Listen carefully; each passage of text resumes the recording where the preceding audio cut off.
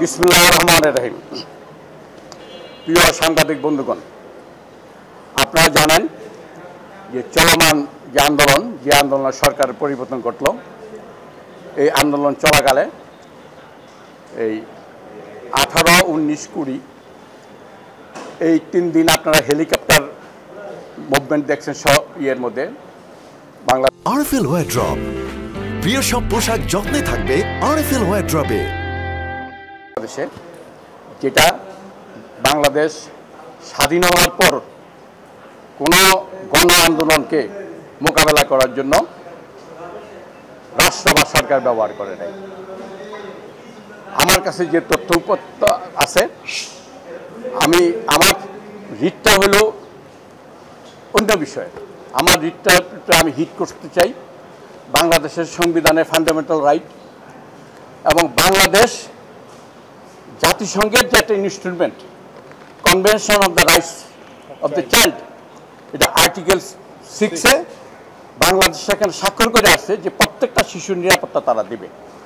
এখন দেখা যায় এই পর্যন্ত আমার কাছে যে তথ্য উপাত্ত, 10 জন শিশু এই মায়ের কোলে, পড়ার টেবিলে, ছাদের উপরে, এই জানালা বন্ধ করতে গিয়া, হেলিকপ্টার দেখতে গিয়া তারা গুলিবিদ্ধ হয়েছে। আমার সাবমিশনটা ছিল কোর্টের মধ্যে, আমি এবং গভর্নমেন্টকে 30/7/2024 তারিখে আমি legal notice for justice demand দেই। 31 তারিখে আমি এফিডেভিট করি,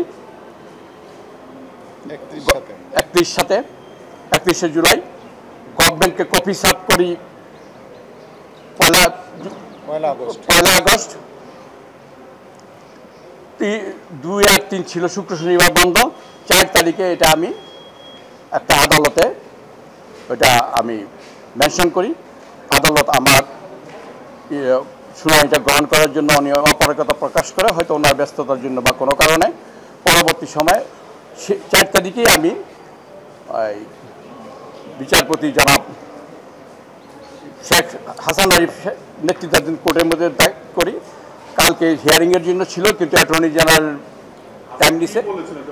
আজকে যেটা বলছি, আজকে সেটা তিনি শুনছেন।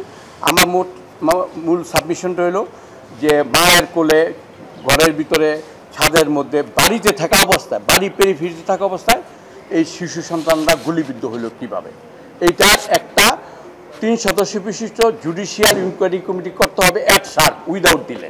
আমার পিটিশনটা এটি আছে, উইদাউট ডিলে। ওই 12 বছর 6 মাস লাগবে তা এক। দ্বিতীয় কথা হলো তাদেরকে ন্যূনতম 1 কোটি টাকা করে দিতে হবে, ন্যূনতম। আর pending hearing of the rule, প্রাথমিক অবস্থা তাদেরকে 50 লক্ষ টাকা, প্রত্যেক শিশুকে পিতামাতাকে 50 লক্ষ টাকা ক্ষতিপূরণ ইমিডিয়েট এডিন্ট্রিম অর্ডার। এবং উইথ রেফারেন্স হিসেবে আমি বলতে চাই, এটা আপনারাও জানেন যে নারায়ণগঞ্জে একটা মসজিদে গ্যাস লিক হয়ে 35 জন লোক মরছিল। সেখানে সেই কেসে কোর্ট 5 লক্ষ টাকা এডিন্ট্রিম অর্ডার দিচ্ছিল এবং সেই 5 লক্ষ টাকা তারা প্রত্যেকে পাইছে।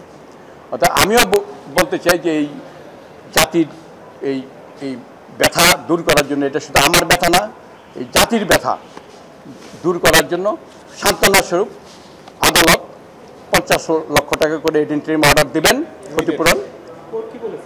কোর্ট রাষ্ট্রপক্ষকে শুনছে এবং আগামীকাল আদেশের জন্য রাখছে।